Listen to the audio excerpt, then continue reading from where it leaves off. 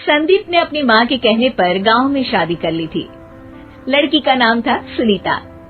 माँ का कहना था एकदम मॉडर्न बहू नहीं होनी चाहिए, लेकिन उन्हें नहीं पता था कि गांव से आने वाली बहू सुंदर सुशील तो होगी और उसको गांव से बाहर भी निकाल लाएंगे, लेकिन उसके अंदर का गांव कैसे बाहर निकलेगा।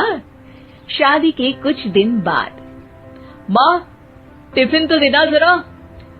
बेटा अब तो स्कूल नहीं ऑफिस जाता है, माँ से नहीं अपनी बीवी से टिफिन मांगा कर। ओके माँ। सुनीता टिफिन ले आओ। जी लो टिफिन, इसके अंदर पिस्ता डाल दिया है। पिस्ता? पिस्ता क्यों? सास जी ने बोला था ना कि आपको पिस्ता बहुत पसंद है। ओहो, मैंने पिस्ता नहीं पास्ता बोला था, पास्ता। पास्ता? कहीं होता है पास्ता? अरे बेटी तू रहने दे, मैं बना दूंगी। अच्छा किया कि पाव भाजी बनाने का नहीं बोला, वरना किसी के पाव बना देती है। सुनीता को बुरा लगता है, लेकिन उसकी नादान हरकतें कम नहीं होती। ऐसे ही एक दिन, अरे तुमने ये क्या लगाया है? अरे आप वो फूस फूस करके लगाते हैं ना, वही। डियो? का दियो? किसको दियो? अरे वही ना जिससे खुशबू आती है। हाँ हाँ सही पकड़े हैं। अच्छा लेकर तो आना। कौन सा डियो लगाया तुमने? अभी लेकर आते हैं जी। संदीप की बात मानकर सुनीता अंदर से खुशबू वाला फुसफुस लेकर आती है। OMG! OMG मतलब ओ माय गणेश ना। अरे OMG छोड़ो, और ये खुशबू वाला फुसफुस की बात कर रही थी तुम? हाँ इसी की, फिर से सही पकड़े हैं। अरे देवी, लेकिन आप सही नहीं पकड़े हैं, ये डियो नहीं है। डियो नहीं है तो क्या लियो है?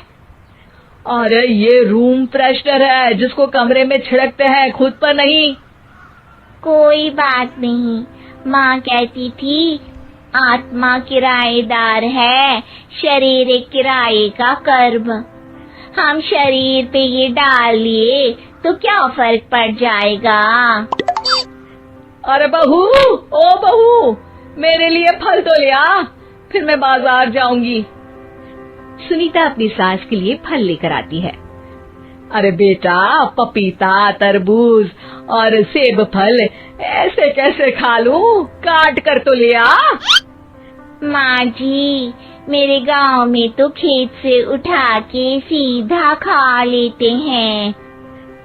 अरे ये तेरा गांव नहीं है ना। अरे संदीप, तू ही कुछ समझा देना इसको बेटा।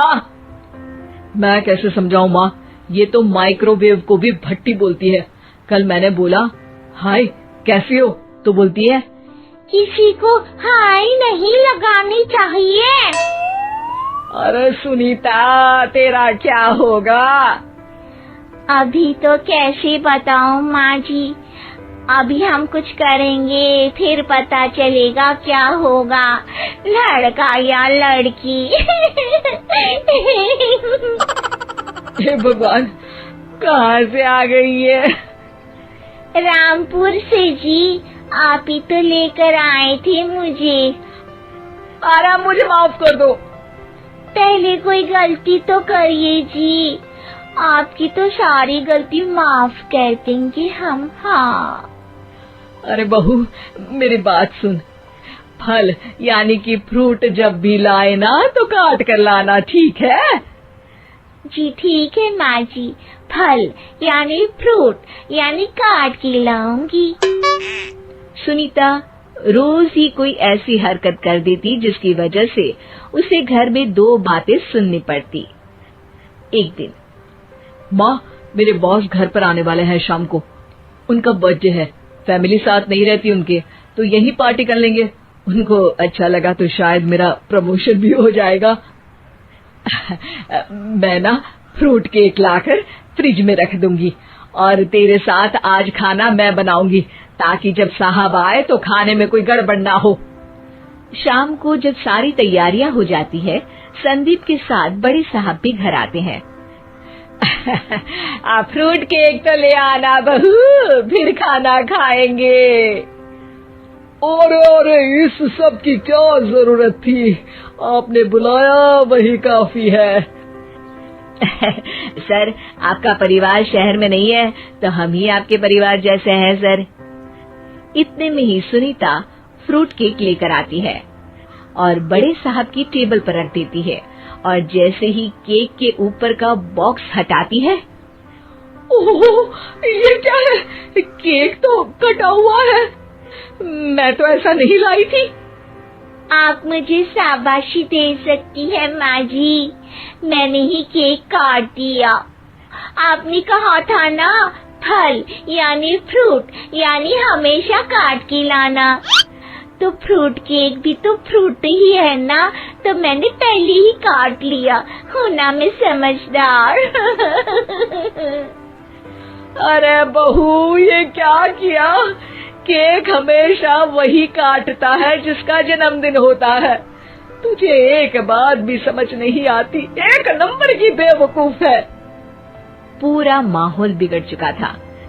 संदीप को लगने लगा था कि साहब उसे प्रमोशन तो दूर की बात है, कहीं डिमोशन ना दे दे, लेकिन साहब बीच में ही बोल पड़ते हैं। अरे कोई बात नहीं, ये इनकी बेवकूफी नहीं है, इनका भोलापन है। बेटा आप कहाँ से हो? रामपुर गांव से। अरे वाह, गांव से? फिर तो आपके गांव में ताजे फल और सब्जियां मिलते होंगे। हाँ, सही पकड़े हैं, हम तो काटते भी नहीं, सीधा खा लेते हैं। मैं ना एक बार तुम्हारे गांव घूमने जरूर चलूंगा। क्यों संदीप, ले चलोगे ना? मुझे गांव घूमना बहुत पसंद है। बस फिर क्या था, संदीप और सास दोनों खुश हो गए, क्योंकि साहब को सुनीता ने गांव की बात करके खुश कर दिया था। अब संदीप का प्रमोशन पक्का था। शिक्षा, कभी भी किसी भी गलती पर घबराना नहीं चाहिए। हो सकता है कि उस गलती की वजह से आगे बड़ा फायदा हो जाए।